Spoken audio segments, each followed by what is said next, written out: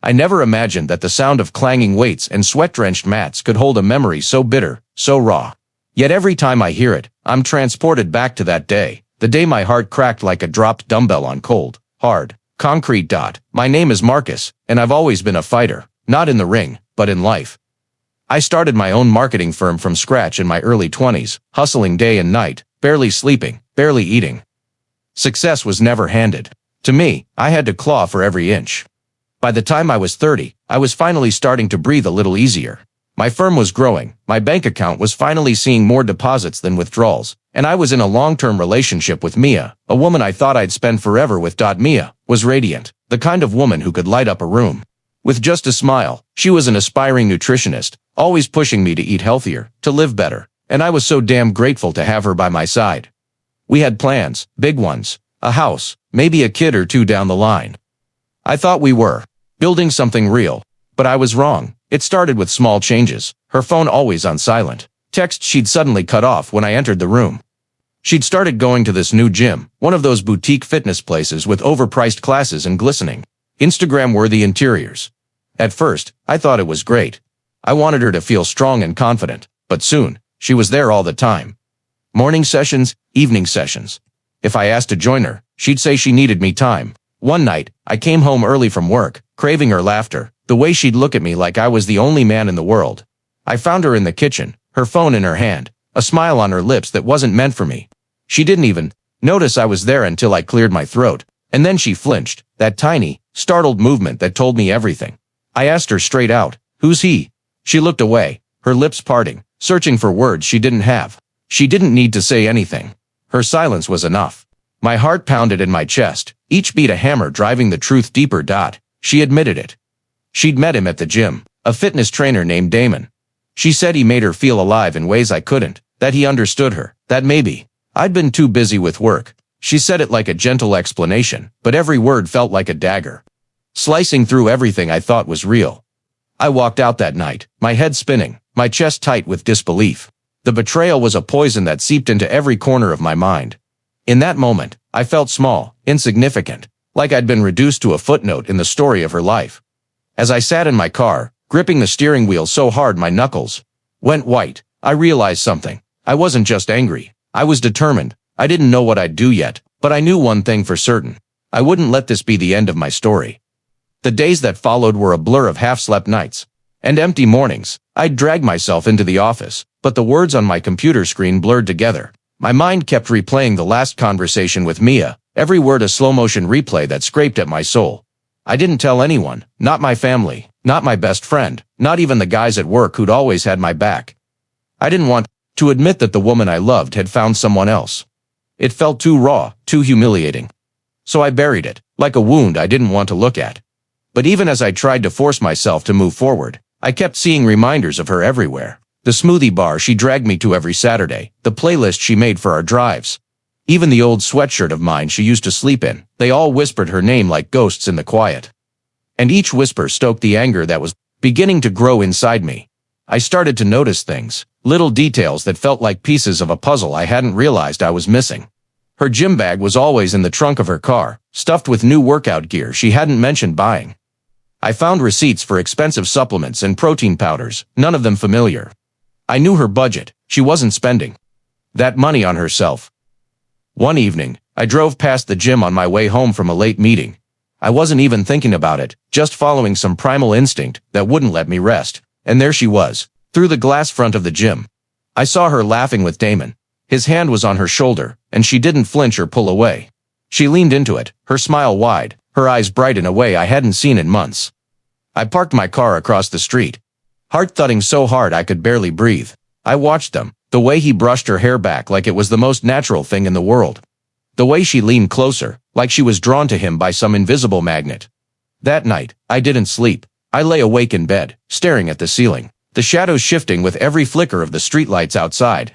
My mind was a storm, flashes of her smile, the way she used to look at me like I was her whole world. And now I was just the guy she used to love.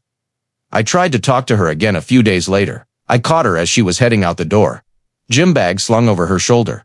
I asked her if she still loved me, if there was any part of her that wanted to fix what we'd built. She looked at me with pity in her eyes, and that hurt more than any angry words could have. She said she was sorry, that she didn't want to hurt me, but she couldn't lie anymore. "It's not about you, Marcus," she said softly. "It's about me. I need something different now." But I wasn't ready to give up. I couldn't just let it go. I needed to understand how this had happened, how the woman I trusted with every piece of my soul could look at me like I was a stranger. So I started digging. I checked her social media, looking for anything that would make sense of it all. I noticed the same trainer, Damon, in the background of her gym selfies. His name tagged in playful comments she'd never mentioned to me. I saw her friends liking his posts, their subtle nods of approval, a slap in the face I didn't even know I'd been inviting. I tried to tell myself it was all in my head, that maybe I was just seeing what I wanted to see, but deep down, I knew. There was a connection there that went beyond sweat and weights and protein shakes. There was a closeness, an intimacy, that I hadn't felt from her in months. Every day felt like a tightrope, one wrong move, and I'd fall into the pit of despair waiting for me below. But I couldn't let myself fall. I had to know.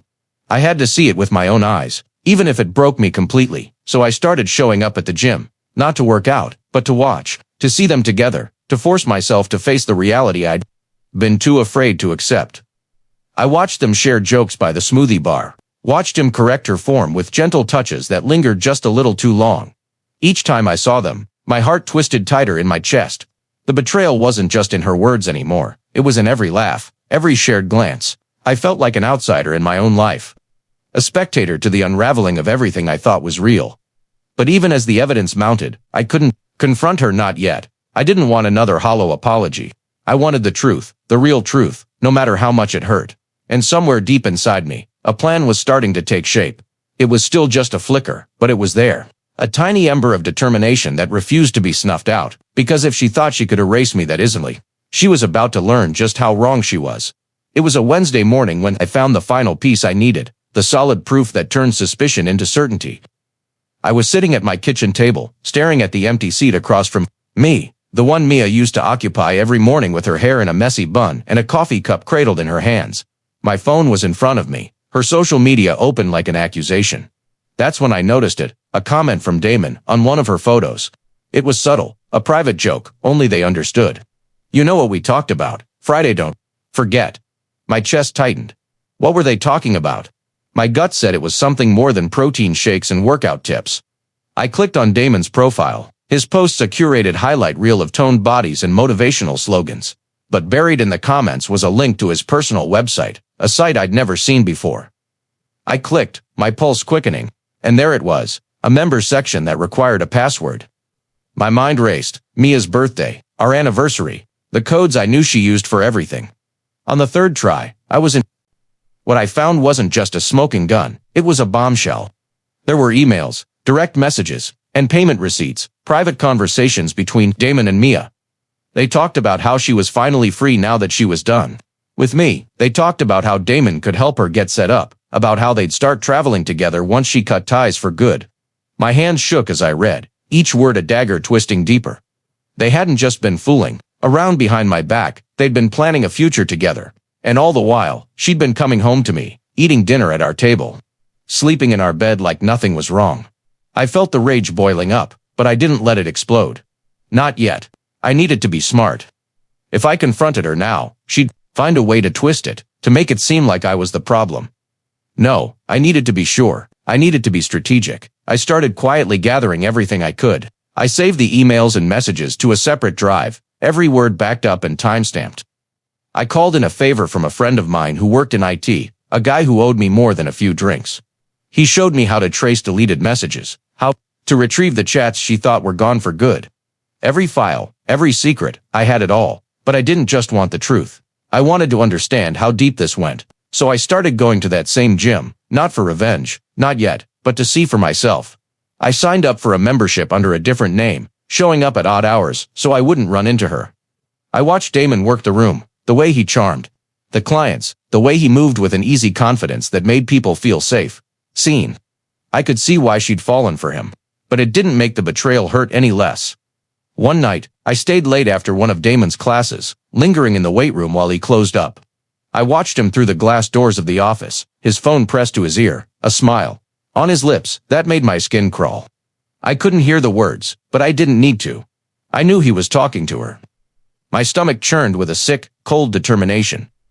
Back home, I pored over every file, every message. I felt like a detective in my own life, piecing together a crime that had been playing out under my nose for months. But with every piece of evidence I gathered, something else grew inside me, a cold, sharp clarity. I wasn't just a man scorned anymore. I was a man with a mission. I started thinking bigger. Mia had always said she loved that gym, that it was her sanctuary. But what if I could turn that sanctuary into something else, something that would remind her of me every time she walked through those doors? I knew the owner of the gym chain, an old client of mine from the early days of my marketing firm. We'd done some branding work for his expansion, and he'd always said I was one of the sharpest minds he'd ever met. I called him, kept it casual. Asked about the business, how things were going. He mentioned offhandedly that he was thinking of selling, that he wanted to move on to something new.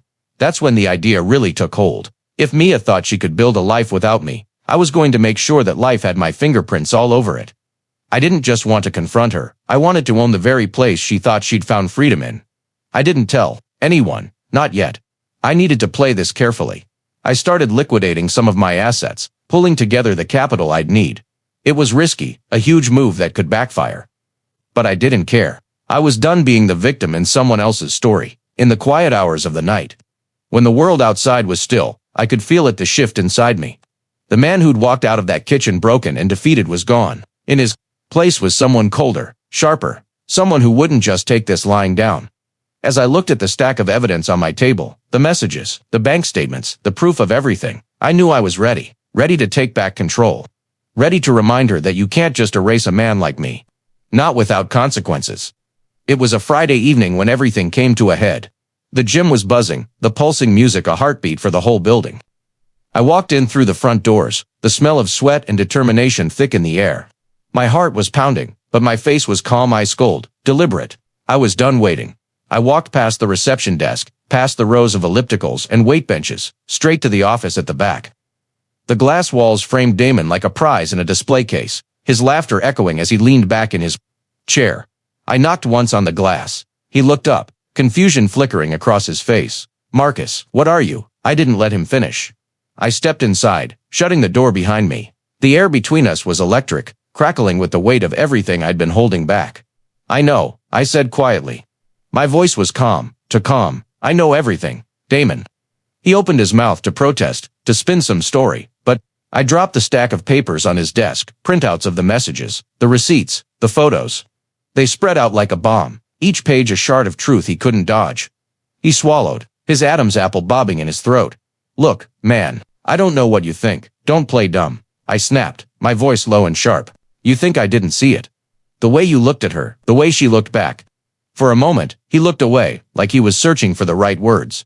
"It's not what you think," he said. "She wasn't happy. You were always so busy, man. She needed something else." I laughed, a sound with no humor in it. Something else, or someone else.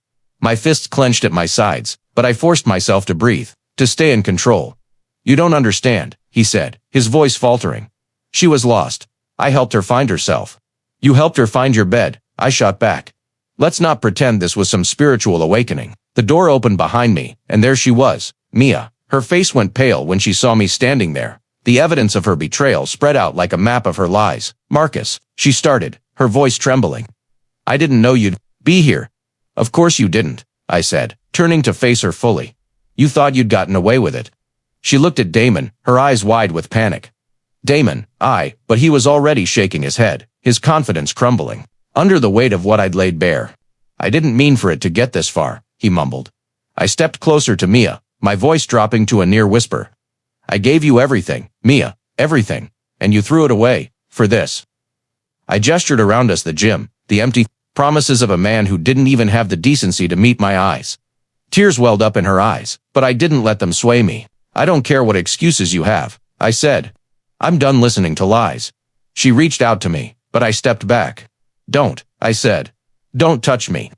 For a moment, the only sound was the muffled bass of the music outside, the laughter and clatter of weights in the distance. Then I spoke again, my voice cold and final. "You want to know the best part?" I said, my lips curling into a grim smile. "I bought this gym chain." Her eyes widened in shock. "What? Every location, every contract, every class," I said. I own it all now. So every time you come in here, every time you see his face, you'll remember me. You'll remember what you gave up." She covered her mouth with her hand, her breath hitching in her throat. Damon just stared at me, his confidence gone, replaced by a hollow fear. "I didn't just come here to confront you," I said, my voice rising with every word. "I came here to take back control. To show you that you don't get to erase me from your life." I turned to Damon, my eyes locked on his. "You're fired," I said simply. "You've got 1 hour to clear out your locker. After that, you're trespassing." He opened his mouth to argue, but the look in my eyes shut him up. He nodded, his shoulders slumping in defeat. Mia started to cry then, the tears she'd been holding back finally breaking through. "Marcus, please. I didn't mean for it to end like this." I felt a flicker of something, a memory of love, of laughter, but I crushed it. "It's already over, Mia," I said. "It was over the second you chose him." I turned and walked out of the office, the weight of everything lifting with each step. The gym was still alive with noise and movement, but for me, it was quiet. Calm. I'd done what I came to do. I'd taken back my power, my pride. As I stepped out into the night air, the cool breeze hit my face, washing away the last traces of doubt. I wasn't the man she'd broken anymore. I was something new, something stronger. And as I walked away from that building, I knew one thing for certain: I'd never let anyone take that from me again. The fallout from that night was swift and merciless. Word spread like wildfire through the gym community. Damon's name became a cautionary tale, whispered in the corners of the weight room and the echoing halls of the spin studios. Members who once saw him as the golden boy of the gym now eyed him with thinly veiled disdain. His charm couldn't hide the truth anymore. He was a man who'd built his kingdom on someone else's pain, and now he was paying the price. For Mia, she tried to keep her head down, but there was no escaping it. Every time she walked through those doors, she had to see my name on the paperwork, on the employee bulletins, on the schedule for each class. It was a silent, constant reminder that the world she'd tried to build without me would always carry my shadow. Some of her friends distanced themselves, unwilling to get caught in the crossfire. Others looked at her with a mix of pity and scorn. They knew the truth now, and the truth had teeth. For me, there was a strange sort of relief in the aftermath. I thought I'd feel nothing but triumph, but instead, there was a quiet, steady calm that settled over me. Like a wound finally beginning to scar over. I'd taken back control. I'd set the record straight, but there was still a faint ache in my chest whenever I thought about what we'd shared. About how icily she'd let it slip through her fingers. I kept my distance from her after that. No late-night texts, no surprise visits. I let her sit with the weight of what she'd done, let her feel the silence I left in my wake. And in that silence, I found a kind of peace. I realized that I didn't need her to explain herself anymore. I didn't need her apologies or her tears. The truth was enough. In the weeks that followed, I poured my energy into the gym, into building something that was mine, through and through. I hired new trainers, people who shared my vision and my respect for what this place could be. Slowly, the gym began to feel like more than just a monument to betrayal. It became a symbol of resilience, of what I could build when I refused to be broken. Of course, there were still moments when the past crept up on me. A song on the radio. The smell of her perfume on an old shirt I'd forgotten at the back of my closet. But each time, the memory hurt a little less. I'd remind myself that I'd survived, that I'd come out stronger on the other side, and when I looked in the mirror, I no longer saw the man who'd been blindsided and betrayed. I saw a man who'd refused to let someone else's choices define him. A man who'd taken the pieces of his broken heart and turned them into something unbreakable. In the months that followed, I learned to let the past rest where it belonged in the past. The gym became my refuge, not just a monument to betrayal, but a place where I could rebuild something real. I poured myself into the business, working late into the night, finding new ways to make it thrive. And with every decision I made, every small victory, I felt the weight of Mia's betrayal lift a little more from my shoulders. I'd see her sometimes, of course. She still worked there, and for a while, her presence was like a ghost I couldn't quite exorcise. But each time our paths crossed, I noticed something different in her eyes. A flicker of regret, a quiet understanding that she'd lost something she'd never get back. And that was enough for me. I didn't need to punish her anymore. The silence between us was punishment enough. Slowly, I started to find myself again. I started running again, the pounding of my feet on the pavement, a steady rhythm that cleared my mind. I reconnected with old friends I'd let slip away, people who reminded me of who I was before. I'd given so much of myself to someone who didn't deserve it, and I started to dream again, not about revenge. Not about proving anything to anyone, but about building a life that was entirely mine. I took trips I'd always put off, explored cities I'd only ever seen in photographs. I stood on mountaintops and watched the sunrise, feeling the quiet certainty that no matter how much the world tried to knock me down, I would always stand back up. The man I was when Mia left me felt like a stranger now. That man had been so certain that love was enough, that if you just held on tight enough, you could fix anything. But I'd learned that some things aren't meant to be fixed, some things are meant to be left behind. I still believed in love, but I didn't believe in sacrificing myself to keep it alive. I'd learned that love isn't just about giving, it's about choosing someone who sees you, truly sees you, and chooses you right back. And I knew that one day, I'd find that again. But for now, I was content to be alone. To know myself, to trust myself. The gym thrived under my leadership. Members started to come back in droves, drawn not just by the fancy equipment or the flashy classes, but by the sense of community I'd fostered. People felt safe there, valued, and in that, I found a purpose that went beyond the betrayal that had started it all. On quiet nights, when the last client had left and the lights were low, I'd stand at the front desk and look around at what I'd built. The faint hum of the treadmills, the smell of chalk and determination in the air. It was mine. All of it. And in those moments, I felt whole in a way I hadn't in a long time. I knew there would still be days when the memory of Mia stung, when the what-ifs and maybes whispered in the back of my mind. But I also knew that those whispers couldn't touch me anymore. I'd walk through the fire and come out the other side stronger, smarter, and more certain of who I was.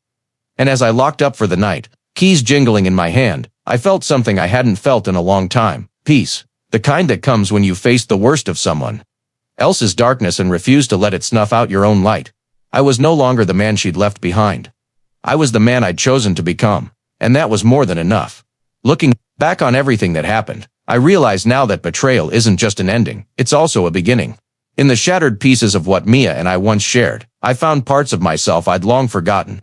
I discovered a strength I didn't know I had, a quiet resolve that couldn't be broken, no matter how deep the cuts went.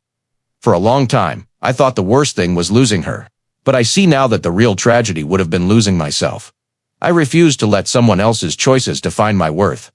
I refused to let the echoes of their laughter become the soundtrack of my life. It's strange how life works sometimes, how the things that hurt us the most can also shape us into who we're meant to be. I didn't just take back control of the gym, I took back control of my story. I stopped being the man who was left behind, and I became the man who chose to rise. I've come to understand that resilience isn't about never falling down, it's about how you get back up. Again and again, no matter how hard the world tries to keep you down. And true strength, it's not in the weight you can lift or the miles you can run. It's in the way you keep your heart open, even after it's been broken.